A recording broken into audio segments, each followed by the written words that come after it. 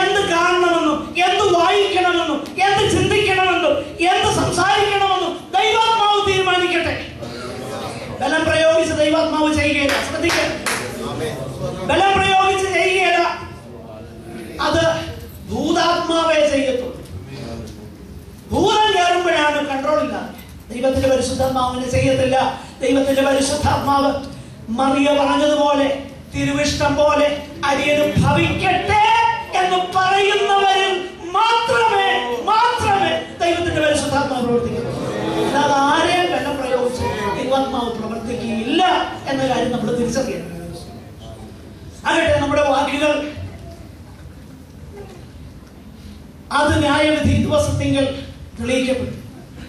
ഈ വചനമാകുന്ന തീ അതിനെ കയറി പിടിക്കുമ്പോൾ നമുക്ക് എന്ത് ബാക്കി? 1 പത്രോസ് 4-ാം അധ്യായം 11-ാം വാക്യം. 1 പത്രോസ് 4-ാം അധ്യായം 11-ാം വാക്യം. ഒരുത്തൻ പ്രസംഗിക്കുന്നുവെങ്കിൽ ദൈവത്തിന്റെ അരുളപ്പാട് പ്രസ്താവിക്കുന്നു. പറഞ്ഞ പക്ഷം എന്നെ പോലെ നിങ്ങൾ ആരും പ്രസംഗിക്കുന്നില്ലല്ലോ. അവിടെ എനിക്കുള്ള ഒരു വാക്യം. പക്ഷെ പ്രസംഗിക്കുന്നത് എങ്ങനെ ആയിരിക്കണം? ദൈവത്തിന്റെ അരുളപ്പാട് പ്രസ്താവിക്കുന്നു എന്ന പോലെയും. അപ്പോൾ ആ ഗൗരവത്തിൽ കുറഞ്ഞ, ആ സീരിയസ്നെസ്സിൽ കുറഞ്ഞ നിലയിൽ എനിക്ക് തോന്നിയതുപോലെ, എന്റെ കാതിന് ഇമ്പമാകുന്നത് പോലെ, അല്ലെങ്കിൽ എനിക്ക് സൗകര്യം പോലെ, എന്നെ കേൾക്കുന്നവർക്ക് ഇഷ്ടപ്പെടുന്നത് പോലെ പറയാൻ എനിക്ക് അധികാരമില്ല. പ്രസംഗിക്കുന്നുവെങ്കിൽ എങ്ങനെ ചെയ്യണം? ദൈവത്തിന്റെ അരുളപ്പാട്. അപ്പോൾ ഈ തീ പ്രസംഗകരാകുന്ന ഞങ്ങളെ കയറി പിടിക്കുമ്പോൾ എന്നെ ബാക്കി കിട്ടും. എനിക്ക് അതിൽ നിന്ന് ചിന്തിക്കാൻ കഴിയും. അതുകൊണ്ടാണ് മറ്റൊന്നും പറയാതെ ദൈവത്തിന്റെ പരിശുദ്ധാത്മാവ് നയിക്കുന്നത് പോലെ ദൈവകൃപയിൽ ശരണപ്പെട്ട് ദൈവവചനം മാത്രം, ദൈവത്തിന്റെ മുഴുവൻ ആലോചനയും അറിയിച്ചു തരുവാൻ ഞാൻ താല്പര്യപ്പെടുന്നത്. കാരണം ഒരുവൻ പ്രസംഗിക്കുന്നുവെങ്കിൽ എങ്ങനെ പ്രസംഗിക്കണം? ദൈവത്തിന്റെ as though he is speaking the very oracles, the very revelations of God. ദൈവത്തിന്റെ അരുളപ്പാട് പ്രസംഗിക്കുന്നത് പോലെ എന്ത് ചെയ്യട്ടെ? പ്രസംഗിക്കട്ടെ. ഈ തീ വന്ന് പിടിക്കുമ്പോൾ നാം എങ്ങനെയായിരിക്കും എന്നുള്ളത് എനിക്ക് വളരെ കൺസേൺ ആണ്. അതുകൊണ്ടാണ് എനിക്ക് പോപ്പുലർ ആകാൻ ഇഷ്ടമില്ല. എനിക്ക് ദൈവത്തിന്റെ അരുളപ്പാട് പറയാനേ താല്പര്യമുള്ളൂ. സ്തോത്രം. എബ്രായ ലേഖനം 10-ാം അധ്യായം 24-25 എന്ന തീ നമ്മളെ കയറി പിടിക്കുമ്പോ എങ്ങനെയിരിക്കും? ചിലർ ചെയ്യുന്നത് പോലെ നമ്മുടെ സഭായോഗങ്ങൾ ഉപേക്ഷിക്കാതെ നമ്മൾ പ്രബോധിപ്പിച്ചുകൊണ്ട് സ്നേഹത്തിനും സൽപ്രവർത്തികൾക്കും ഉത്സാഹം വർദ്ധിപ്പിക്കുവാൻ അന്യോന്യം സൂക്ഷിച്ചു കൊള്ളുക. വ്യാഖ്യാനിക്കേണ്ട കാര്യമില്ലല്ലോ. ചിലർ ചെയ്യുന്നത് പോലെ നമ്മുടെ സഭായോഗങ്ങളെ, സഭായോഗം എന്ന് പറഞ്ഞാൽ എന്ന് നടക്കുന്ന യോഗം, എന്ന് നടക്കുന്ന യോഗ സഭായോഗം. എന്തോ കേട്ടില്ല. സഭ എപ്പോഴൊക്കെ യോഗം കൂടുമോ അതെല്ലാം എന്താണ്?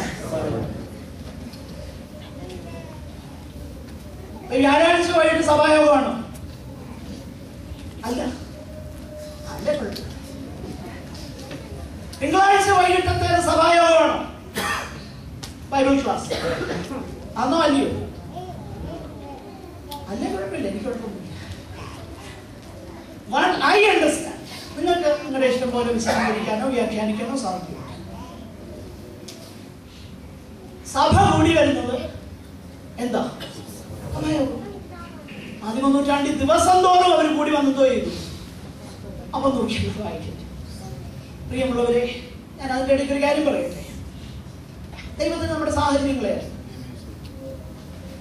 നമ്മുടെ സർവൈവലിന് വേണ്ടി 8 അല്ല 16 മണിക്കൂർ സർവൈവലിന് വേണ്ടി എങ്ങനെയെങ്കിലും അറ്റം കൂട്ടിമുട്ടിക്കാൻ വേണ്ടി 16 മണിക്കൂർ ജോലി ചെയ്യുന്നവരുടെ അവസ്ഥയും ദൈവത്തിനറിയാം. പക്ഷേ സർവൈവലാണോ അത്യാർത്തിയാണോ എന്നുള്ളത് ആർക്കറിയാം? ഇത് രണ്ട് ദൈവത്തിന്. അതുകൊണ്ട് ഞാൻ അതിൽ ജഡ്ജ്മെന്റ് ഒന്നും പാസ് ചെയ്യാൻ ആഗ്രഹിക്കുന്നില്ല. You know it and God nose. ദൈവത്തിനും അറിയാം, നമുക്കും അറിയാം. അപ്പോൾ ഈ തീ നമ്മെ അങ്ങോട്ട് കയറി പിടിക്കുമ്പോൾ നമുക്ക് എന്ത് ഉത്തരം, എന്ത് എക്സ്ക്യൂസാ പറയാം? എന്ത് എക്സ്ക്യൂസ് പറയാം? ശ്രദ്ധിക്കണേ. എന്ത് ഒഴികഴിവ് നമുക്കപ്പോ പറയാൻ കഴിയും? മനുഷ്യരോട് പറയാൻ കഴിയും, പക്ഷെ ദൈവസന്നിധാനത്തിൽ പറയാൻ കഴിയുമോ എന്ന് നാം നമ്മളെ തന്നെ ചോദിച്ചു.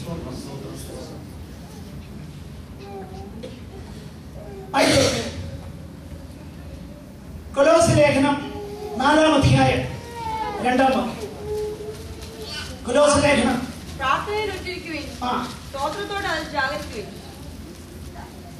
ഈ തീ നമ്മുടെ പ്രാർത്ഥനയെ മുഴുവൻ കയറി അങ്ങ് പിടിക്കും. അവിടെ എഴുതിയിരിക്കുന്നത് ഞാൻ പറഞ്ഞല്ലോ, നമ്മുടെ ജീവിതത്തിന്റെ പല മേഖലകളിൽ ബാധിക്കുന്ന ചില സാമ്പിൾസ് മാത്രമേ ഞാൻ പറയൂ, വിശദമാകുന്ന ലിസ്റ്റ് അല്ല.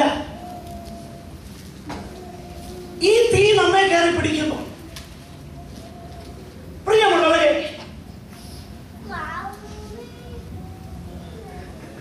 അതിൽ നിലനിൽക്കുന്നത് എന്താ? ഞാൻ അല്പം വിശദമാക്കാം.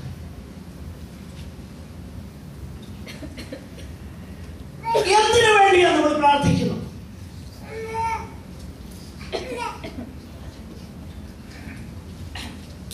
നമ്മൾ കാര്യം മനസ്സിലാക്കണം.